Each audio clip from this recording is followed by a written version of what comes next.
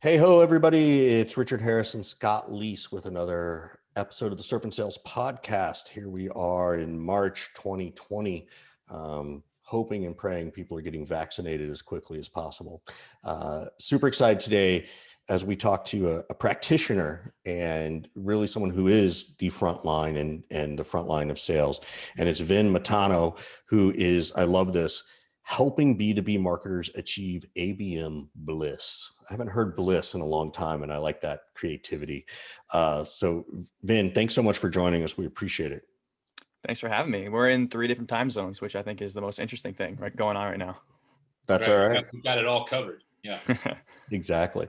So, and for those who don't know, Vince over at DemandBase, and he's an account executive mid-market, and he's been there a while, in terms of a tenure perspective. So once I see someone there almost 3 years, I'm like, wow, that's good.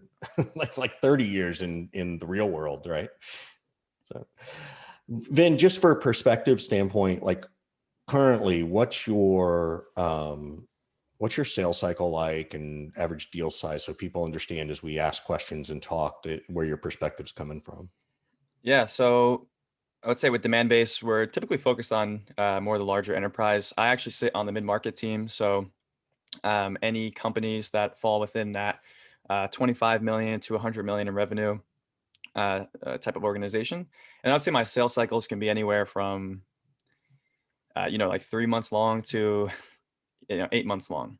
Average deal size can vary quite widely, to be quite honest with you, from the 50K to 100K and plus. So those kind of vary, but that's kind of where we sit in. We're more focused really on the enterprise, small enterprise type of companies. I never noticed it till now. I love how when we ask for the average, Scott, people are like, well, it depends on the average. Like there's multiple averages, right? Like, yeah. Scott, what's your batting average? No one wants to answer the question directly because there is no direct answer. Right. I get it. Yeah, it's also like the sales mentality comes in. It's like, all right, do I give it one number and then someone can use that as ammunition? So yeah. Scott, when you coach baseball for your sons, like, and you look at the batting averages, are you like, okay, Caleb's batting average against right-handers is this and left-handers is that? If I haven't gone that deep into the little league rabbit hole, but if he got older, I definitely would. Yeah.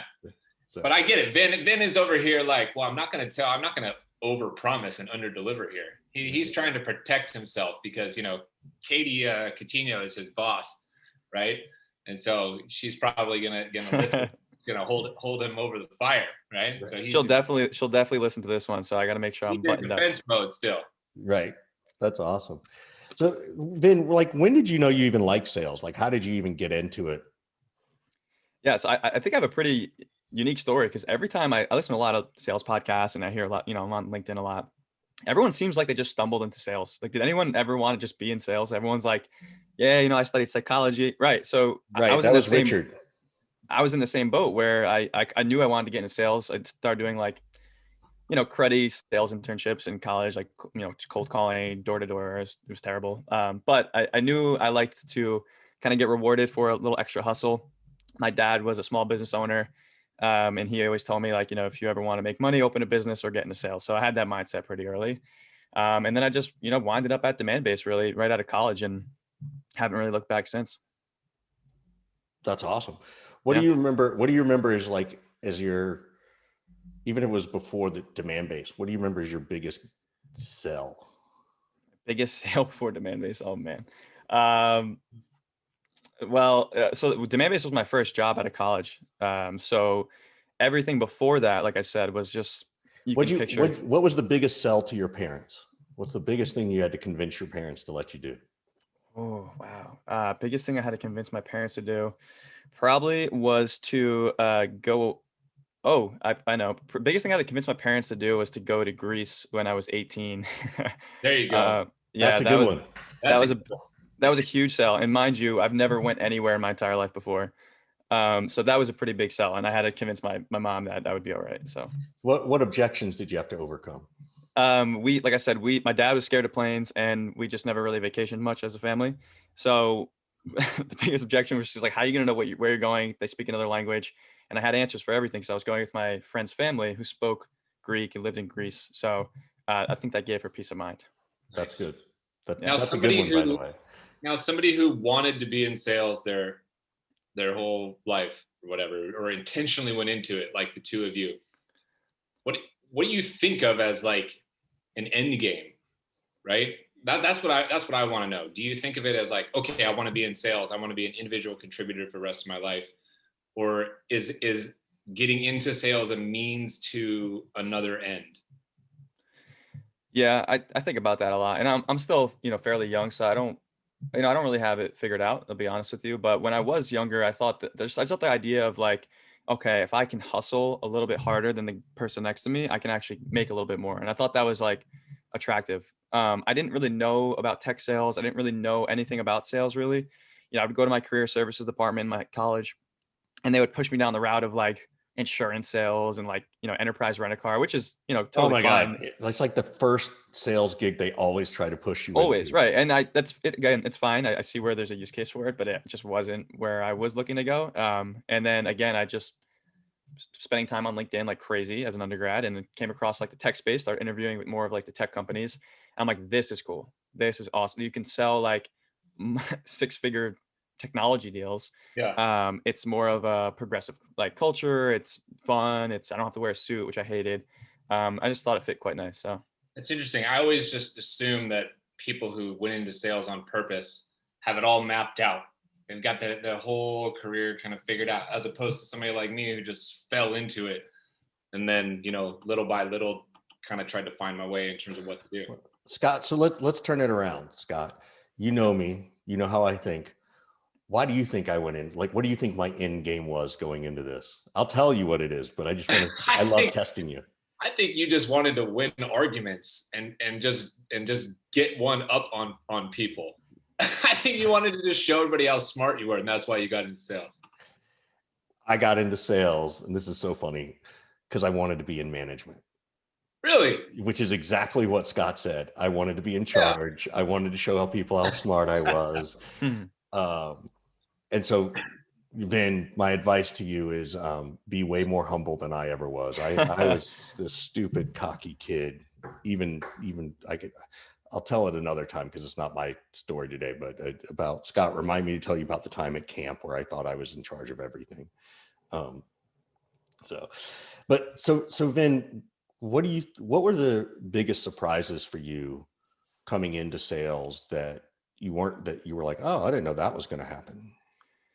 Yeah, the biggest surprises, I guess I'll break it down from like when I was an SDR to when now being an AE. First biggest surprise when I started as an SDR was, I was used to those high volume kind of sales cultures, which was very toxic and not good. And when I went to DemandBase, it was more about the quality of my work. So, activity quotas were there, but they were very minimal. They were more focused on the quality of outreach as well as the quality of accounts you're reaching out to. So that was a big change for me, just getting that shift down. And that actually, I felt more comfortable in that environment. And the biggest, I would say, shock for like being a closer was just how like multi-threaded you have to be, how you're basically like a partner on their side of the house, specifically in B2B sales where these, sales cycles can last for months. Really just working with the person you're quote unquote selling, actually trying to get them to a point together, which is just a big, like I said, big change for me. Like I was used to just a high volume turnover, like SMB type of sale. Let me interject here and ask you to clarify for people listening who might not know. What does the term multi-threaded mean to you?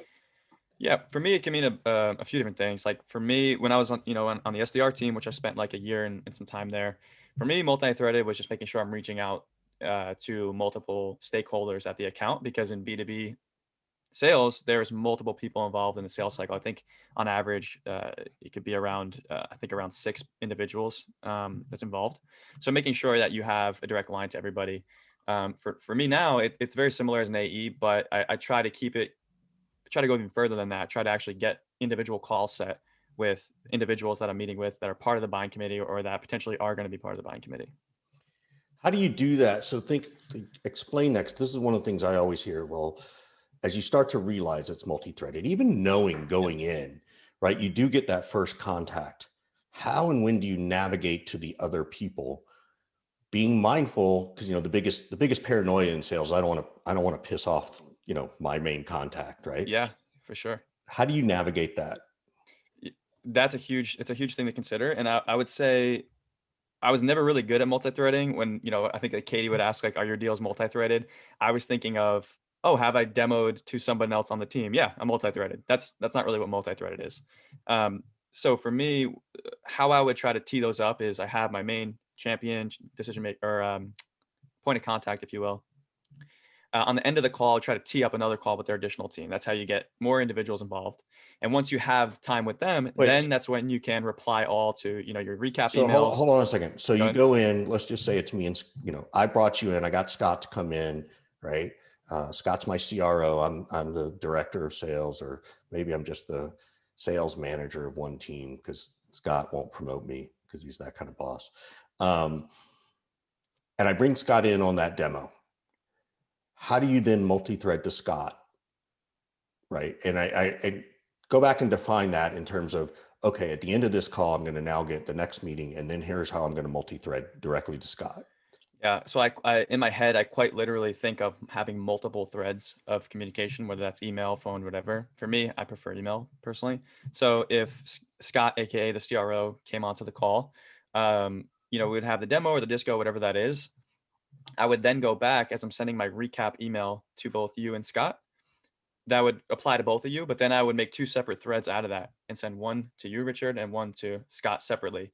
I would find one little thing or 2 little things that Scott had asked or had mentioned he liked, or maybe concerns that he had mentioned in the call. Just mention that, say, hey, I know you had mentioned that, intent data was big for your organization.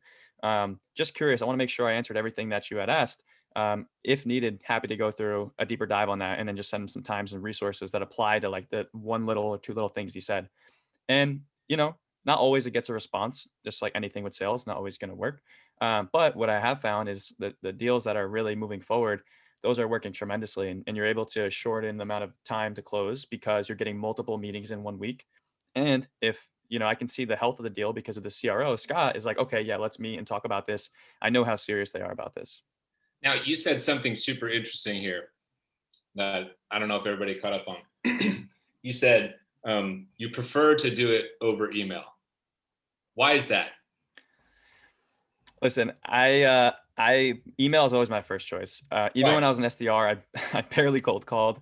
I just saw tons of success over email. Like that is my channel that works. Somebody else may have a channel that works for them. It's totally fine. For me, I'm able to personalize my emails in a way where I think I can get a response from pretty confidently. So for me, I just double down on email because for me, that's where I see the most success. So let's say you're not connected to Scott in this scenario. Would you connect with him on LinkedIn at least as part of that multi-thread? Yeah, for sure. So I like using LinkedIn a lot. I don't typically like to sell on LinkedIn. So yes, if I know I'm working a deal with Richard and I see Scott is going to ultimately be the one that's going to sign off or give the green light, I will just introduce myself over LinkedIn, not ask for anything. Right. And then tee you up to hopefully bring in Scott. And at that point, if that doesn't work, there's some questions about the health of the deal. Or if I need to, I may tap on our CRO to reach out CRO to CRO and see if we can spark a conversation. So I got one more question on this is, how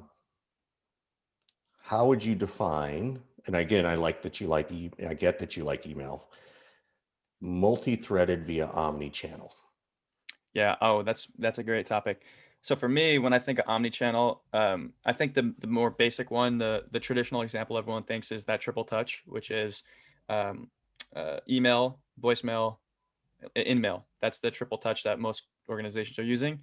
I personally like email, video, and Twitter. Those are my 3 actually. So for me, and I think about this when I'm prospecting as well, reaching out, email is my main channel always, just because for me it works and I can personalize emails really well. And then I'll go right to Twitter. If I notice they're on Twitter, I'll reach out, just put my name in front of them, and then drop a video over Twitter or over email. So those are my channels, and I even use that in deals I'm working. So again, if Scott, you had a question about how our sales team can benefit from DemandBase. Well, I may record myself going through a quick overview, dangle the carrot a little bit, and send you that video instead of me typing that out over email. Vin is the first person that we've talked to, Richard, that places Twitter in their top 3. Yep. Outreach, strategies. And that's biased because I sell to marketers, and marketers typically are on Twitter. Now, if you're selling to IT individuals, they're not going to be on Twitter, right? So I understand how that may not be that may I don't not know. work I in think every they might industry. be. I think they have their own presence, right? I think they're less on, I think they're, look, I have no data to support this. My hypothesis is they're way more on Twitter than they are LinkedIn for Well, IT. maybe you also have a hypothesis of like, you get people on LinkedIn who have tens of thousands of connections, and their inbox and notifications can go nuts and be noisy. And there's a lot of people on Twitter that don't have the same size following. So those notifications not only get noticed more, they feel more special potentially.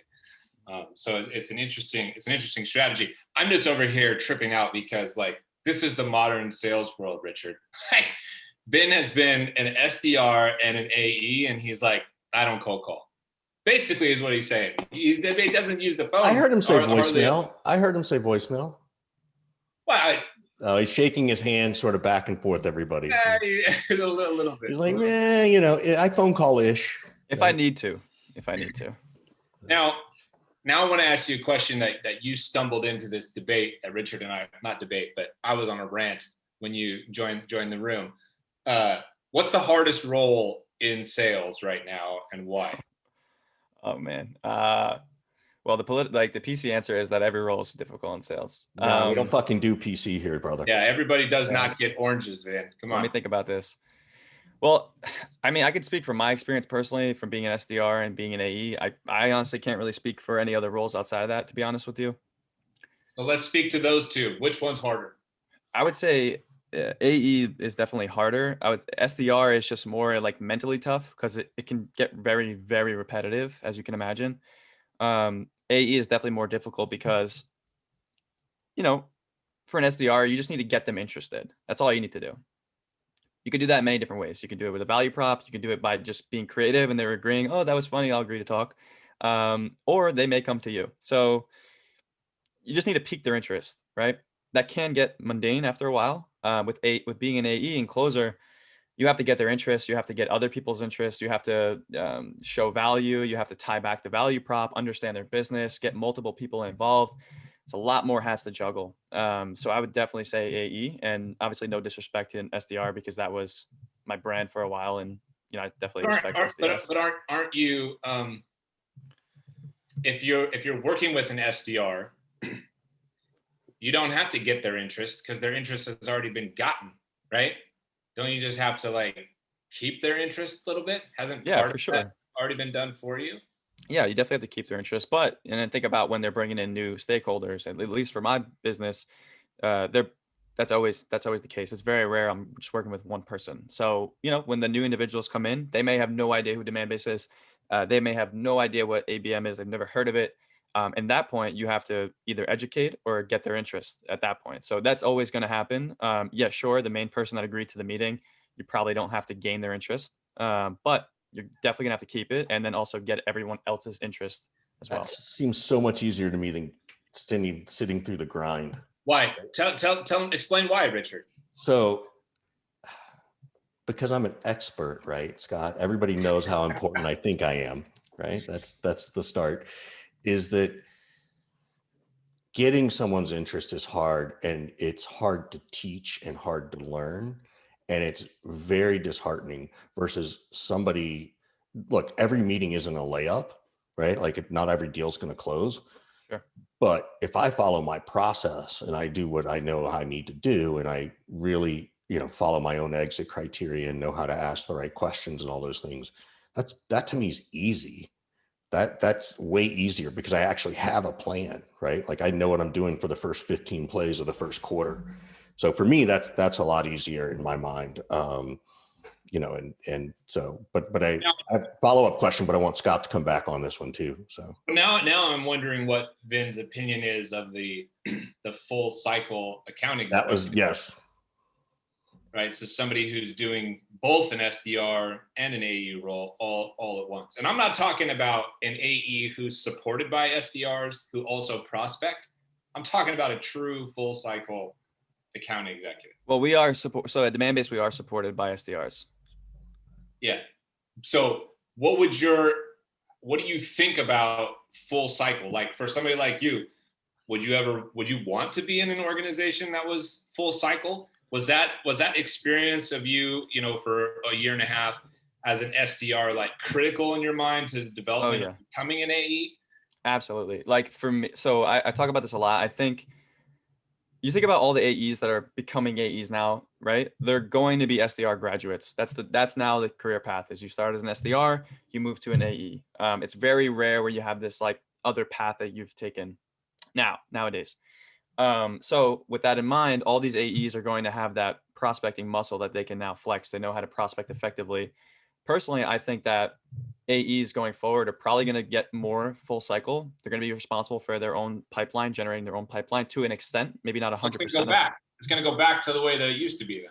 Whereas, sure. And then what I think the SDRs won't get, they'll still be around, but I think that they potentially might move into a marketing org where now those are considered like additional things. So for example, you know, the AE might be responsible for, you know, 50, 60% of their own pipeline, let's just say, whereas the SDR can get you additional leads or meetings or what have you. So I think I could see it shifting there a little bit.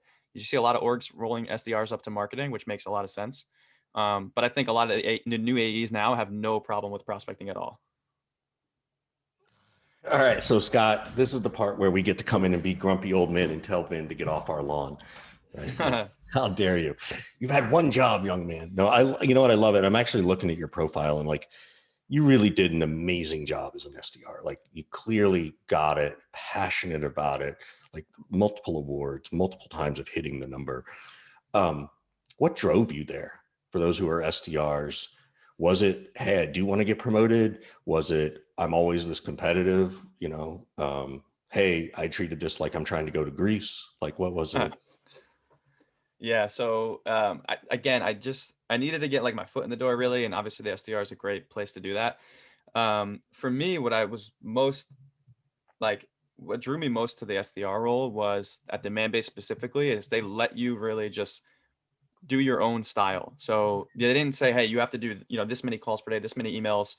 You were expected to get those numbers, right? But at the same time, for me, I was finding my own groove where I was doing creative prospecting. I was having fun with it. And I was hitting my number every month. And I wasn't necessarily like, okay, well, no one came up to me and was like, hey, Vin, you crushed your quota this month, but you actually didn't make 20 calls today. What's going on? Like no one said that, right? So I think they gave us an environment to find your own style. They gave you a blueprint and playbook for sure of saying, hey, this is what's expected. But they also gave you some room to say, find your own style. And for me, my style was mostly around email and it was around creative prospecting, videos, social. And I enjoyed it. So what defined creative, right? Because it's always creative, right? And some, you know, it seems like there's a tip, a tool, a trick that'll last 2 years, right? And then it becomes stale. Well, tell everybody that your prospecting story about Gary Vaynerchuk and you know, the book that you sent, the one prospect. I know that was a big LinkedIn post for you. Tell everybody that story. It's a good example for Richard to hear.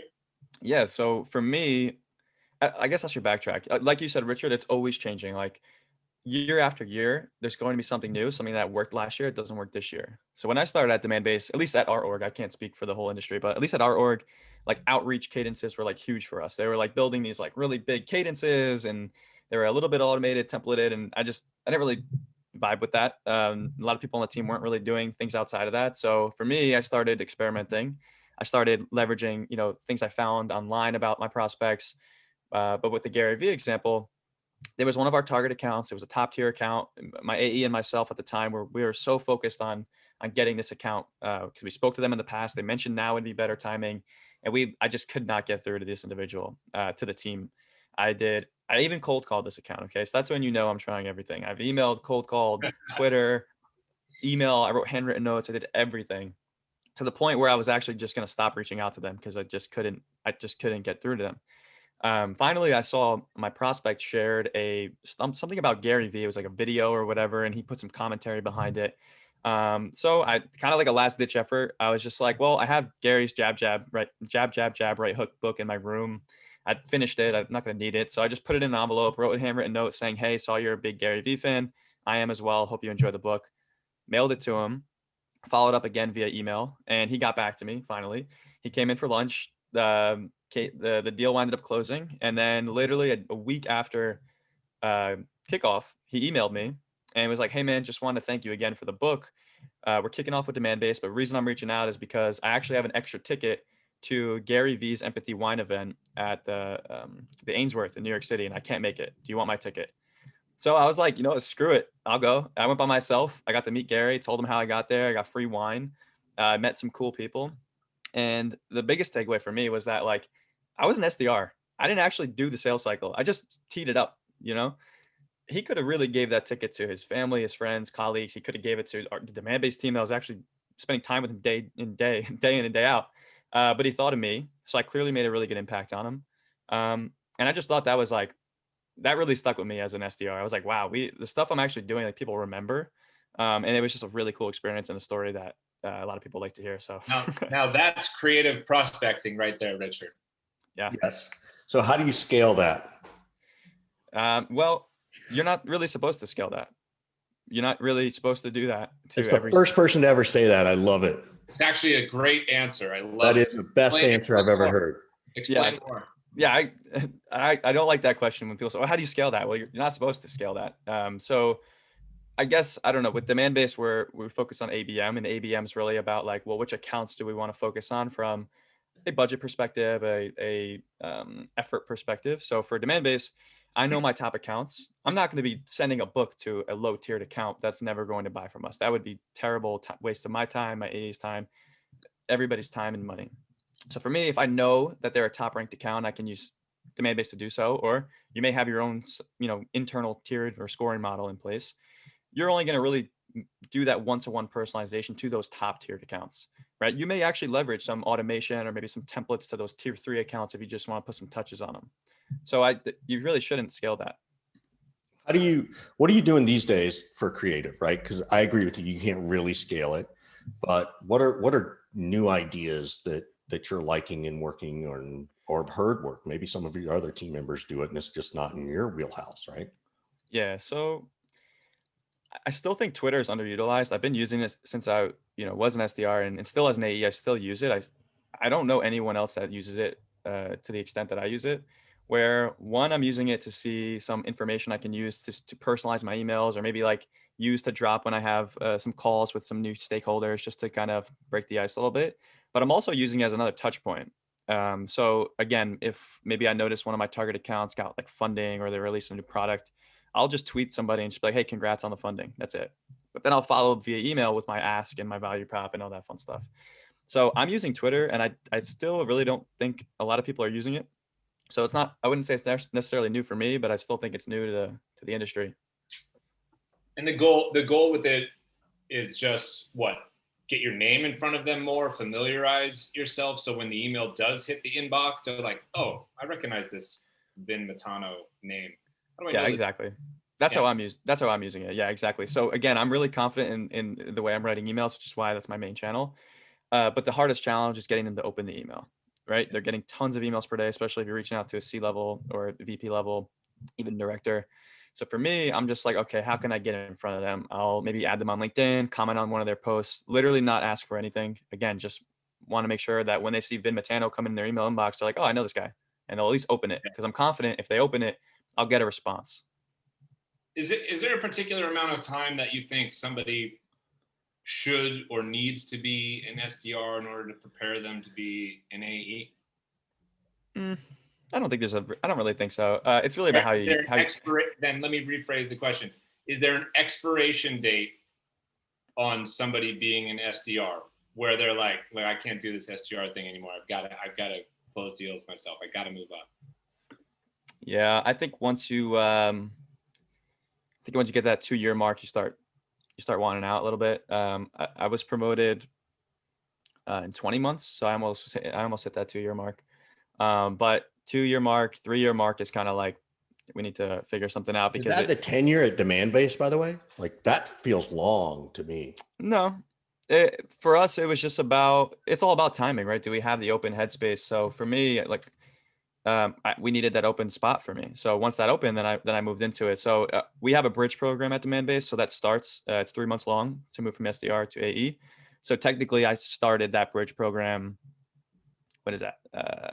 17 months in. So I got finally promoted at the end of that 3 months. So cool. What advice do you give to both SDRs and AEs, and even the managers of those two different teams, to foster a stronger relationship between the SDR and the AE? Right? There's always, there's nothing wrong with a little healthy friction, but what have you seen work? What worked for you? How do you work with your SDR, et cetera? Yeah, I'm pretty fortunate right now. I'm working pretty hands-on with my SDR. He just started at DemandBase, which is good because we can kind of work together and find out some things he's good at, and some things that I'm good at, and I can kind of, we can share from each other. The biggest thing though with working with an AE and an SDR is understanding what their style is. I've been on both sides of the coin, obviously. I understand some people, they want always direct communication, always. And I know some people just say, hey, I got this kind of thing. We'll check in once a week or whatever. Whatever the person you're working with on the other end is comfortable with, I typically will, just support them because that's what they're comfortable with.